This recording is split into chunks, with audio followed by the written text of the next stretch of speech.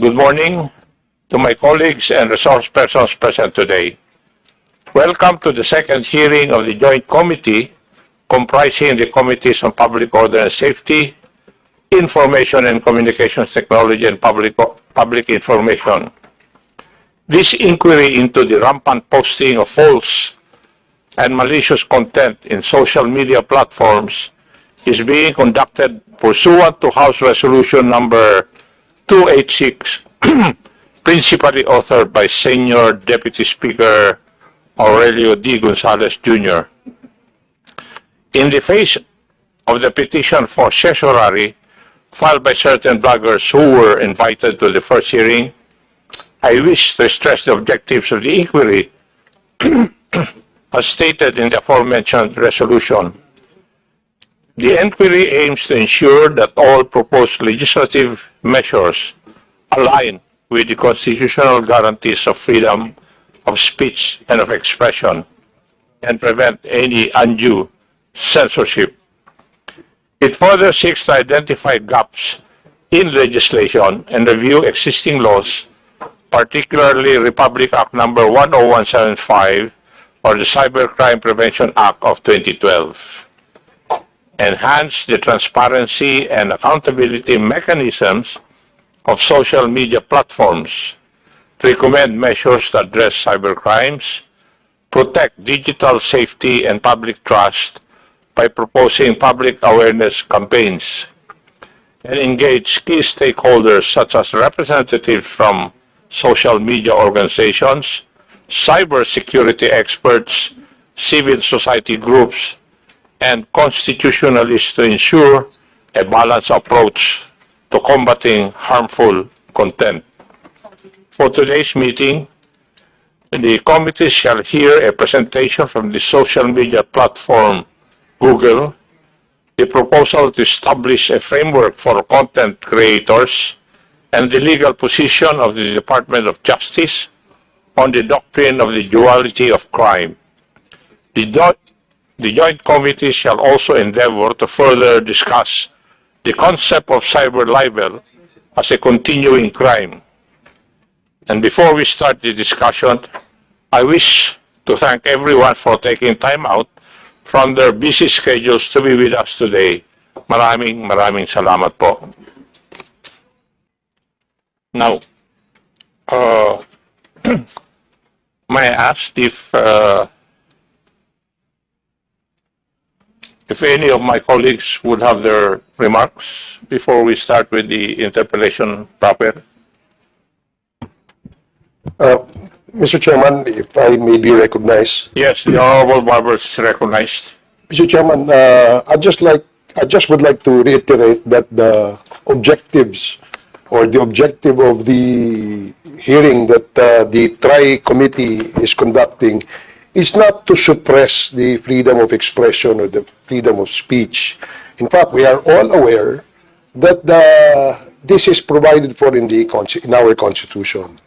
And we'd like to respect and honor the right of everyone to his own opinion and to his own expression. Contrary to what others may be thinking, this is not in any way, Mr. Chair, a tool to suppress their expressions or their opinions on certain or several issues. Whether it may be in political point of view, or maybe economic point of view, or even other point of views. It's just a way of perhaps adopting what are the best practices of other countries in relation to the employment or deployment of social media platforms. Our take, Mr. Chair, being members of the 19th Congress, is to establish a set of rules conscious of course, the constitutional right to freedom of expression. Yung sa atin lamang po ay isang polisiya or framework na kung saan ay hindi magamit po ang mga social media platforms for spreading fake news or espousing disinformation, misinformation, or malinformation. And that is perhaps, Mr. Chair, what this representation would like to make it clear. No? Though there are some vloggers who have been hitting members of Congress, we don't mind. In fact, we don't mind if you start hitting us. Even if you do that 24 hours, 7 days a week, 365 days a year, that's your right. But please, be careful with what you post online. Because if these are found to be fake or lies or falsehoods, then there are laws that can be used to penalize those who have abused that freedom of expression. Kaya po tayo may mga batas. And let me remind them too that this right, though it is provided for in our Constitution, is not an absolute right. So para lang po malinaw, to put the discussion in the context of what we want to achieve in this particular hearing, Mr. Chair. Thank you, Mr. Chair. Thank you, Your Honor. Before we proceed further, may I know if there are resource persons present today who were not present in the first hearing so that they will, or the oath will be administered to them? Kindly stand up. COMSEC, please administer the oath. Please raise your right hand. You swear to tell the truth, the whole truth, and nothing but the truth in this inquiry. Please reply with I do. I do. Thank you. The oath has been administered, sir. Thank you, COMSEC. May I hear a motion from to extend the inquiry pursuant to our rules? Mr. Chairman. Yes, the Honorable Paduano is recognized. Mr. Chairman, pursuant to our rules, may I respectfully move to extend the inquiry. So move, Mr. Chairman. Is there a second to the motion of the Honorable Paduano? Second. Is there any objection to the motion? Hearing none, the motion is hereby carried. We will now resume the deliberation on the measures referred to the joint committee. But before we do that, the representative of Google, are you going to present something? Mr. Chairman, Yes. with the indulgence of the chair and the members of this committee. Mr. Chairman, since we have first time to attend in this hearing, those invited resource persons, can we ask them, Mr. Chairman, their presence and their circumstances? If they really represent, or they're really invited, or they're just representing somebody in this hearing, Mr. Chairman. Thank you, Mr. Chairman. Thank you for the reminder, Your Honor. COMSEC, please acknowledge the resource persons present in this morning's hearing, including the new ones. Good morning, Mr. Chair. The following members are present today. The following resource persons are present. From the Anti-Money Laundering Council, Attorney Emmet Rodion Manantan and Attorney Erano Domale. From the Bureau of Internal Revenue, Attorney Tobias Gavin Arcilia and Attorney Ron Michael V. Uy. From the Philippine Coast Guard, Commodore J. Tariela. From the Department of Information and Communications Technology, Director Jose Carlos Reyes, Director Maria Cristina Abalos Naig, and Ms. Christine Applepre. From the Cybercrime Investigation and Coordinating Center, Attorney Wench Chu, and Director Rojun Hosilios, the Director for Cybercrime Operations.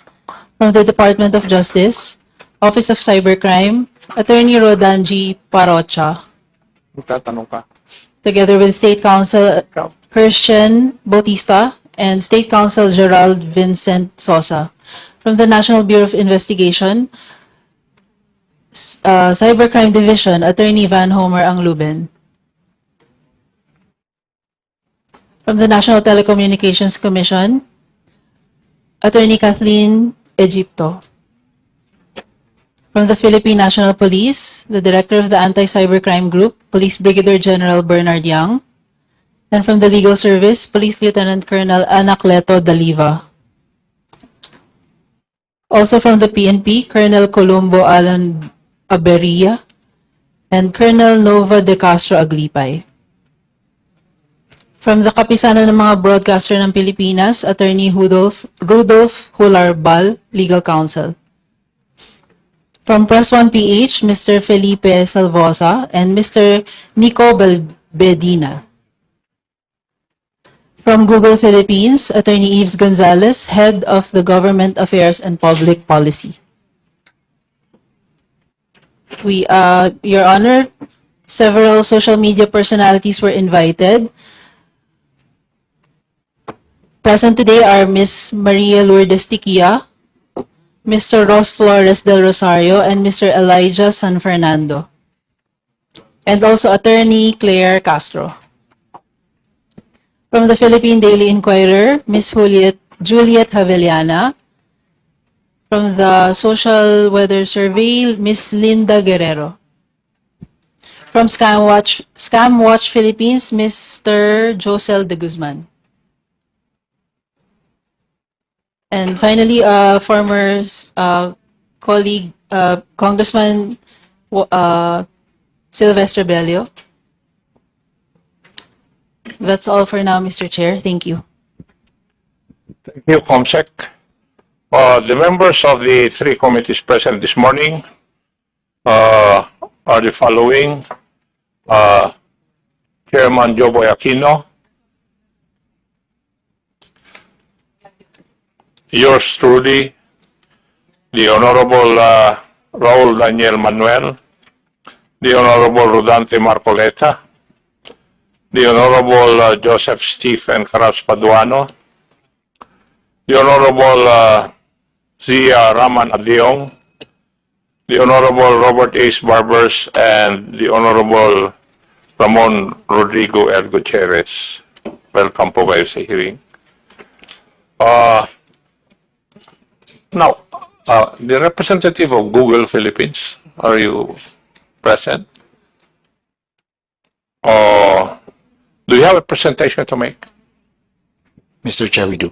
Yes. How many minutes would that take? Around, Mr. Chair, around 10 minutes. 10 minutes. Okay, you have the floor. Mr. Chairman, once again, with the indulgence of the Chairman and the members of this committee, may I ask Attorney Gonzalez, your position in the Google? Mr. Chairman, I'm Yves Gonzalez, Head of Government Affairs and Public Policy for Google in the Philippines. Thank you, Mr. Chairman. Thank you. Please proceed, Attorney Gonzalez.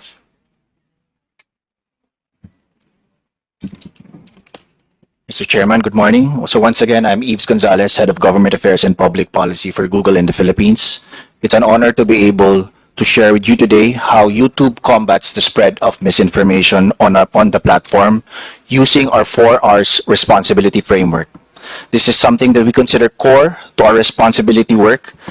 It is a complex and difficult challenge, but something that we're committed to tackling. YouTube's mission is to give everyone a voice and show them the world. Over the past 20 years, YouTube has grown into a platform where billions of monthly users are sharing and learning from one another with over 500 hours of video uploaded every minute. YouTube addresses the challenges of misinformation using the 4 R's responsibility framework. Remove content that violates YouTube's policies, raise up authoritative sources for news and information, reduce recommendations of borderline content, and reward trusted creators. By employing this framework, YouTube seeks to balance its commitments to preserving an open internet and being a positive contributor to a safe, healthy, and well-informed society. Certain types of misleading or deceptive content with serious risk of egregious harm are not allowed on YouTube and are removed. This includes certain types of misinformation that can cause real-world harm, election misinformation, and medical misinformation. General misinformation includes certain types of technically manipulated content that can cause real-world harm, such as content that has been technically manipulated or doctored in a way that misleads users and may pose a serious risk of egregious harm, for example, deepfakes. Misattributed content that may pose a serious risk of egregious harm by falsely claiming that footage from a past event is from a current one, which experts on this committee have previously referred to as malinformation. We also prohibit certain types of content that may negatively impact free and fair democratic elections. This can include content that could materially discourage voting, content that advances false claims related to the technical eligibility requirements for current political candidates, and incitement to interfere with democratic processes.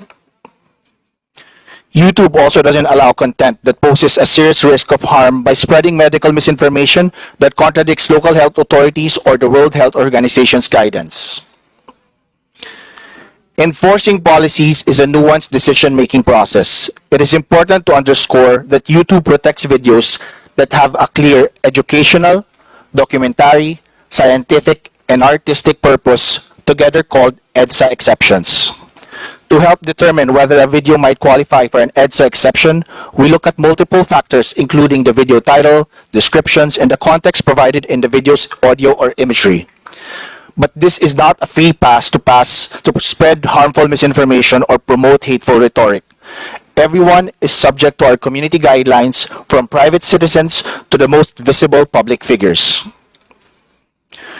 We release a quarterly community guidelines enforcement report, which gives insights into the volume of flags and actions we take on content that violates our policies and the impact that technology has in aiding that enforcement. In the third quarter of 2024, we removed over 9.1 million videos for violating our policies, 4.8 million channels, and 1.3 billion comments. In the third quarter of 2024, over 80,000 videos globally were removed for violating our misinformation policies. Content that violates our guidelines is flagged by a mix of automated detection and human reporting.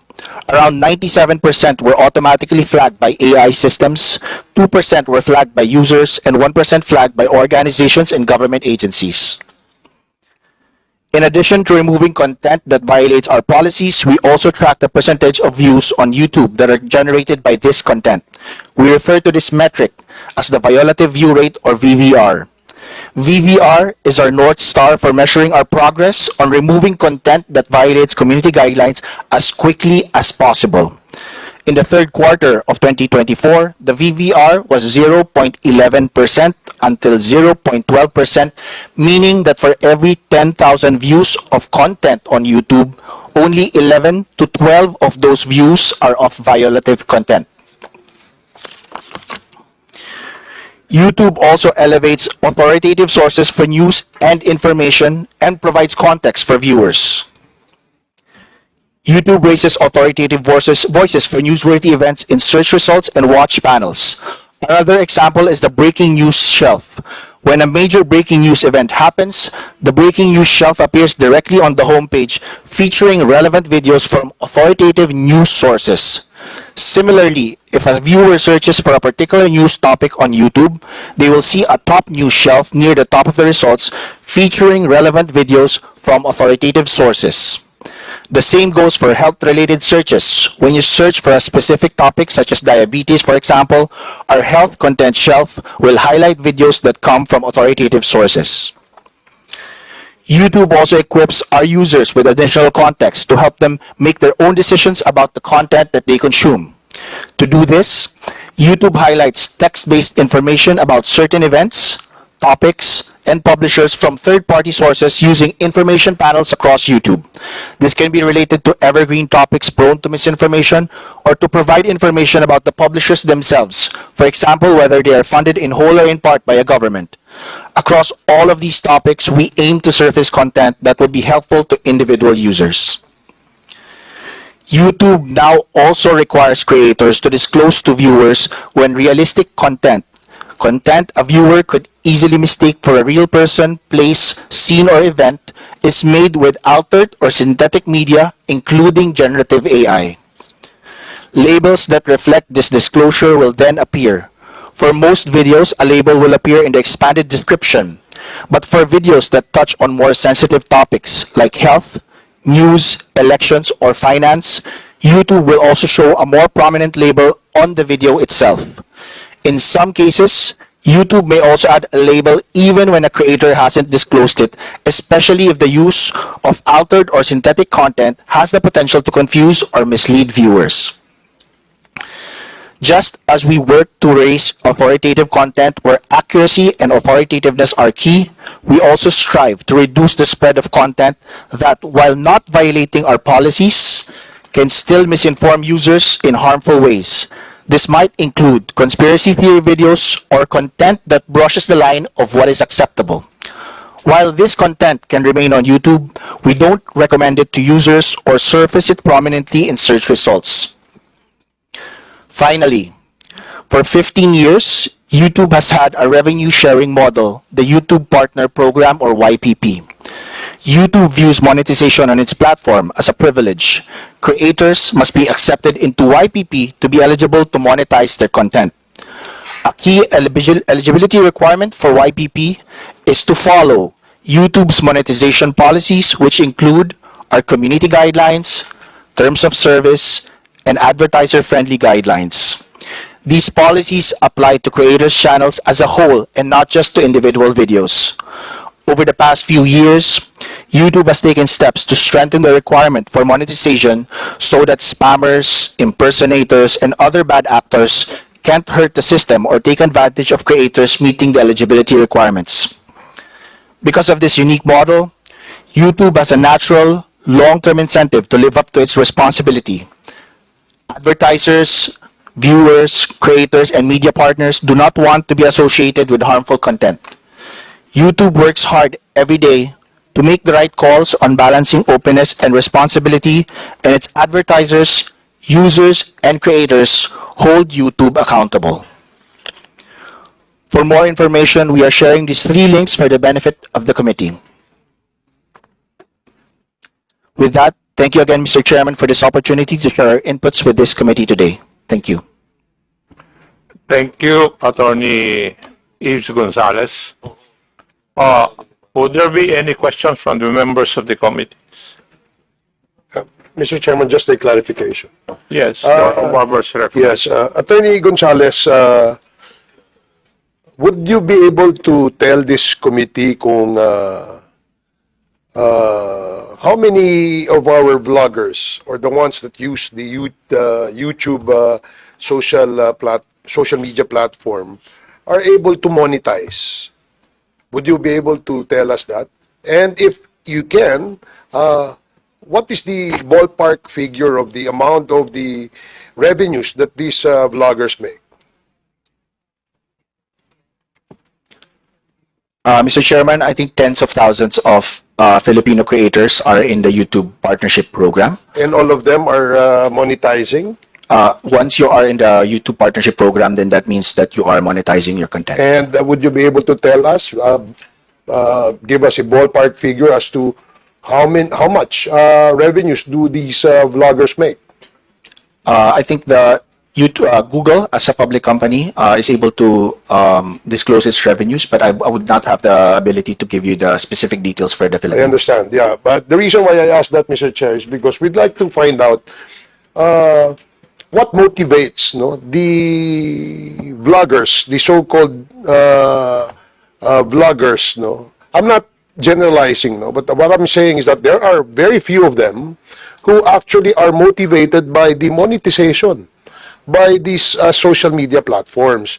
And the only objective is to generate engagements, a higher number of engagements, in order to convert this to cash. Tama, di ba? I think that's the motivation of some of these vloggers who peddle fake news.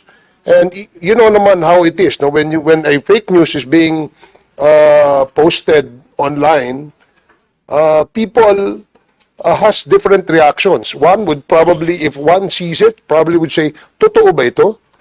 Or the other would say, ay, totoo ito. Kasi galing ito kay ganyan. Or would say na, teka nga, tanong ko nga kay ano, ipasa ko ito. So that creates engagements and increases the number of people who actually has seen a post that could be fake or could be false.